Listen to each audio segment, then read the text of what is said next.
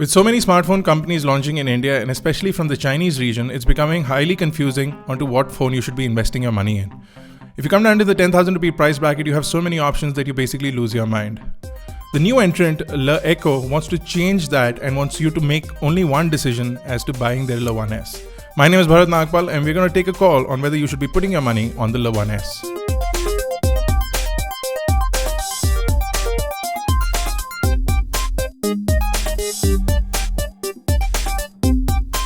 Now straight off the bat, the phone is available in two colors, the gold and now a silver color will be available for sale.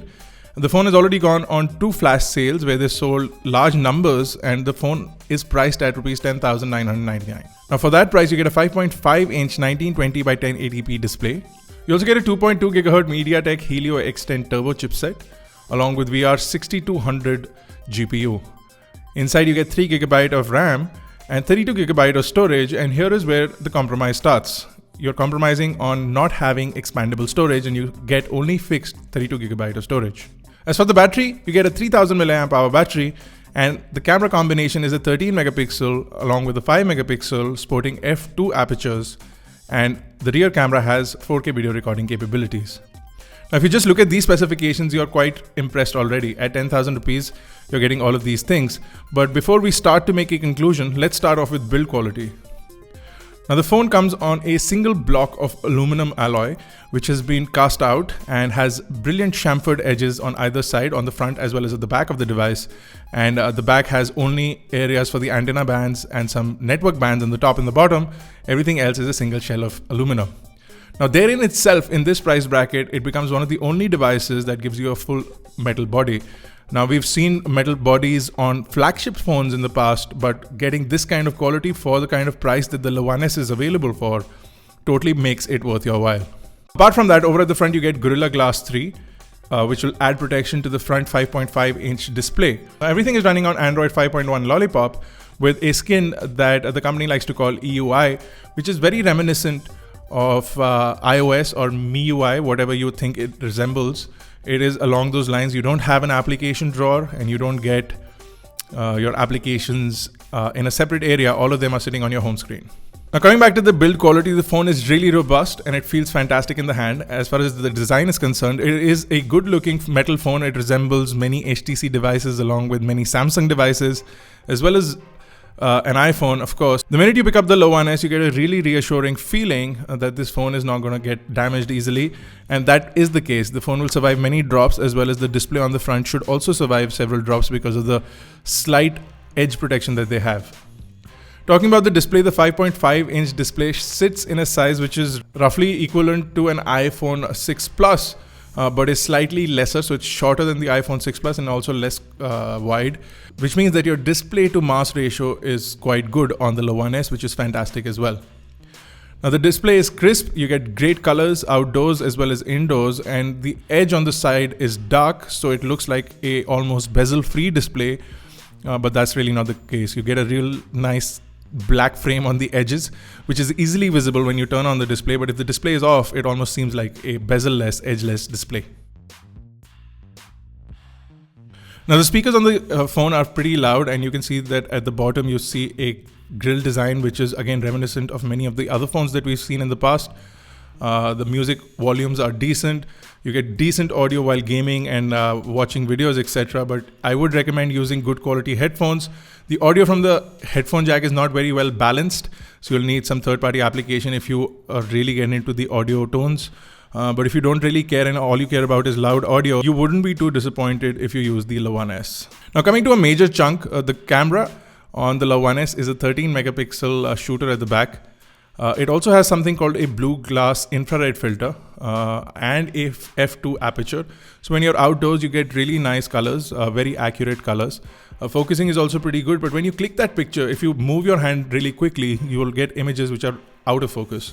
And we face this quite a lot, and you'll see some samples if you visit our full review on iGyaan.in. But mostly if you look at the pictures, if you hold your camera straight, images come out really nice and crisp. The colors are really good, exposure and compensation is pretty fantastic, and the contrast in the image is really great.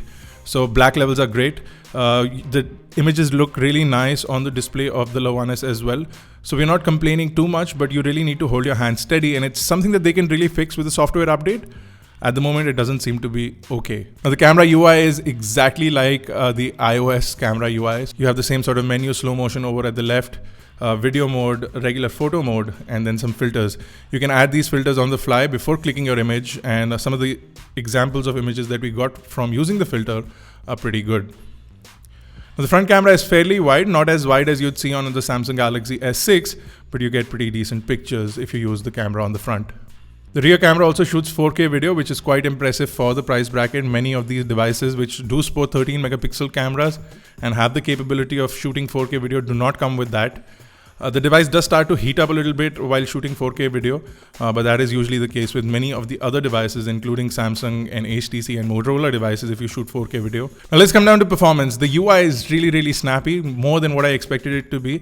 It runs much faster than MIUI or any other Android UI that you get in this price bracket, barring aside stock Android, which you get on certain manufactured devices along with some Google Nexus devices. Stock Android, according to me, runs the best. But over here, you see a really fast and responsive UI. And over the weeks, when we use this device, it didn't tend to slow down, which is a really good thing. Most devices tend to slow down after some time. This one does not. You also have this really quick tap to clear memory button, which sits in the control panel, which is accessed by pressing the capacitive button that sits on the left of the home button. The control panel, again, very iOS-like. The whole UI is very iOS or MIUI-like. You get some intuitive controls, some good shortcut accesses.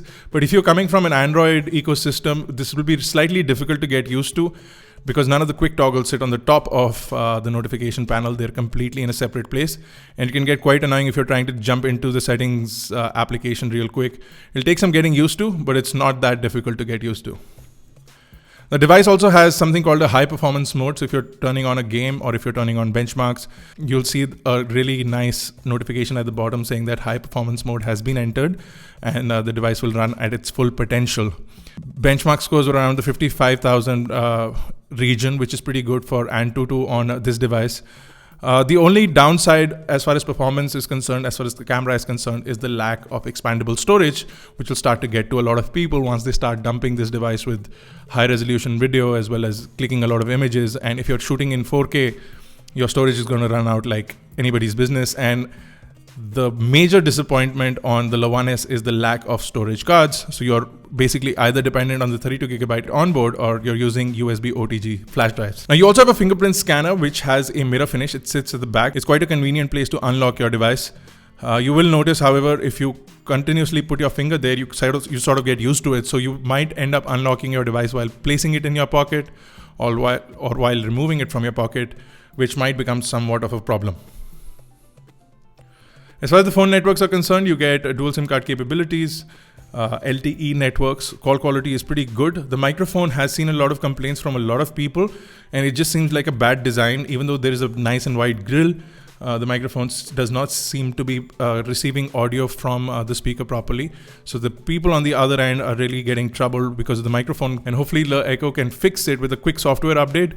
If not, this will truly make this phone redundant because the one thing that this phone is supposed to do is make phone calls. And if it can't do that, then there is really no point of a smartphone or any sort of phone if it can't make good phone calls using the microphone. You get a fairly large battery on the Le1s. You get a 3000 milliamp hour battery. It is an embedded battery. You cannot change it. Battery life is pretty good overall. We got about 5 to 6 hours of talk time using LTE networks. You do have quick charge and it charges really quickly. 15 minutes will give you a decent amount of charge. It'll last you a really long time. So if you're carrying your charger, it's a great thing. You also have USB Type-C. So you need to carry the cable with you because you will not find a lot of people with USB Type-C nowadays. It's still catching up. So you might take some time to find USB Type-C. Now the Le1s is a fantastic looking device. You get great build quality, great software. It feels really great in the hand and it looks the part as well.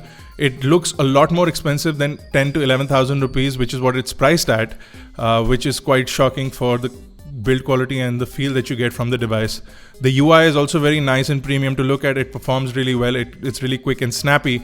The one issue that we do have with the device is the lack of storage expandability. So you're stuck with 32GB on board, and the fact that the microphone doesn't work really well. At this moment, the Le1s seems to be possibly the best handset that you can buy in this price bracket. There are many more phones launching in the coming weeks. You also have the Honor 5X, whose review will be out shortly. So you can stay tuned for those devices. But as far as I'm concerned, for a price of about 10 to 11,000 rupees, the Le1s makes a lot of sense. If they can truly fix the microphone issue, which a lot of people are facing. They have claimed to set up a lot of service centers. So I don't know what kind of response people are getting from those service centers. But if somebody is actually facing an issue, and if you've managed to get it fixed, please leave your comments in the comment section below. There you go, guys. This was our quick and detailed review of the Le1s. If you have any questions or queries, you can visit our full review on iGyaan.in. You can check out some image samples as well. Until I see you next time, guys, this is me, Bharat Nagpal. Thank you guys for watching. Make sure you hit the like button, the subscribe button, and check us out on Facebook, Twitter, Google+.